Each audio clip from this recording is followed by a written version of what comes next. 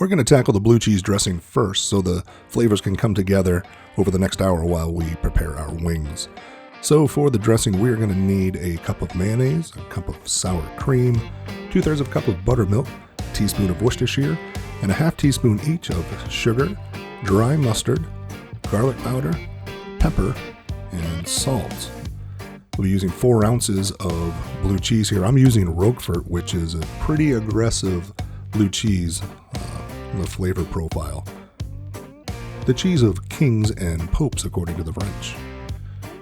So we're going to go ahead and just put all the ingredients, except for the blue cheese, in the bowl. And then we're going to go ahead and stir these to combine and get it nice and creamy before folding in the blue cheese.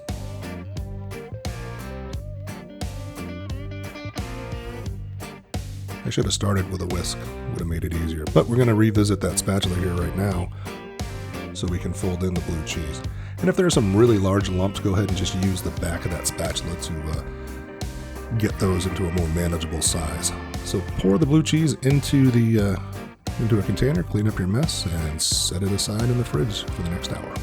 Okay, we're doing wings, like I said, and we're going to bake these, and they're going to be just about as crispy as if they were fried because of these 2 ingredients, salt and baking powder. We're going to act to dry out the skin, helping us get that nice crispy texture. So go ahead and put your baking powder and salt in a little container and mix that up. And then turn the attention to the wings and make sure that you patted them dry thoroughly with a paper towel. The drier the wing, the crispier. So go ahead and put all those into a gallon Ziploc bag and pour about half of the baking powder salt mixture in there to distribute before putting the rest of it in there as well. So once you get the rest in there, go ahead and seal that bag up and give it a few shakes. Like so. Okay.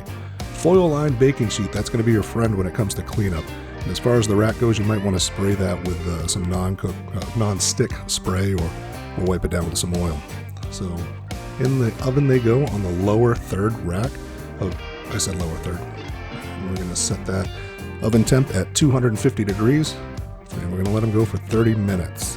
That's going to help render the fat out of them and then place it on the upper third rack.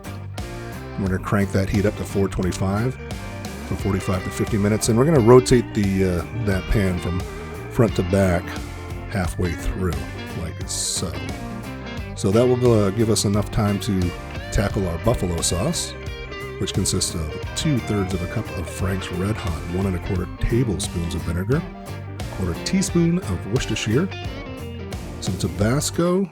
I'm using 1/4 teaspoon of cayenne here. That's your heat agent. If you'd like it hotter, go ahead and add some more, or you could leave it out if you like. And some garlic powder. Lastly, we're going to add some cold, unsalted butter, and we're going to whisk this until it's all combined. Now, we're cooking this over medium heat. Don't boil it or the sauce will break. Looks good. Okay, timer went off. It's time to take those wings out.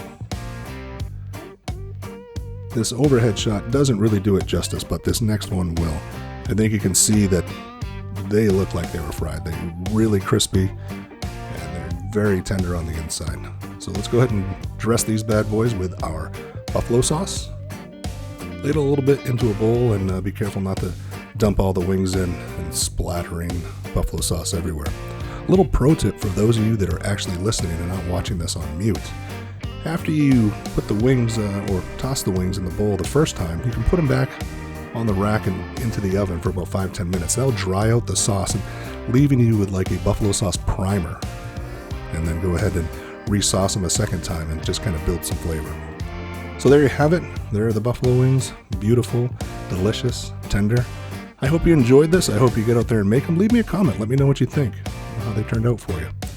So, in the meantime, get in the kitchen, be a good human being, and thanks for watching.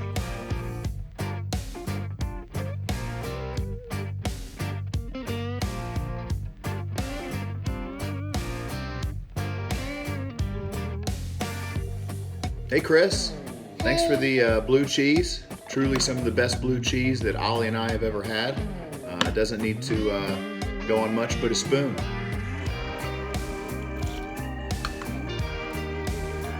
good?